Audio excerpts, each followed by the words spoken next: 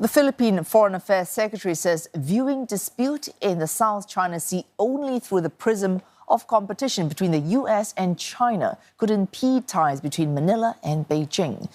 China and the Philippines have seen more frequent clashes in these waters, in which both have competing claims. Beijing has also been angered by growing military cooperation between Manila and Washington in the region, seeing that development as external interference.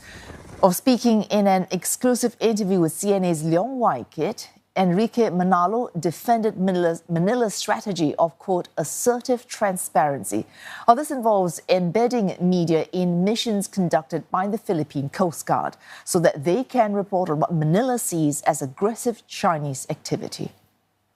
Well, I think the transparency is merely meant to show the truth, what is happening. Because if we didn't show that, then one side will say this, another side. It's quite clear what's happening.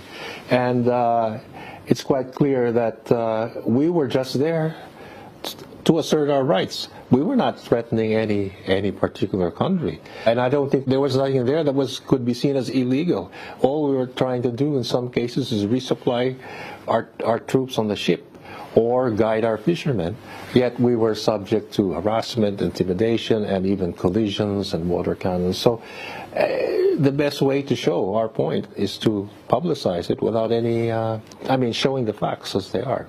So that's been our intention, because it's merely to show that we are merely practicing our legal rights, and we did not start whatever confrontation happened. But again, we're willing to discuss this and see how we can manage these tensions and events so they don't get out of hand.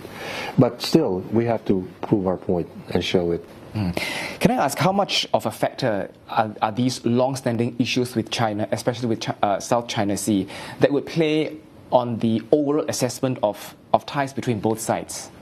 Well, I see the tendency of China sometimes is to try and view whatever happens between Philippines and China in the prism of the U.S.-China competition.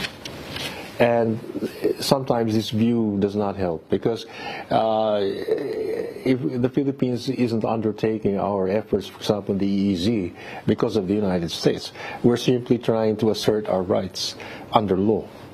And if something happens because, let's say, Chinese actions against us, it really becomes a bilateral issue.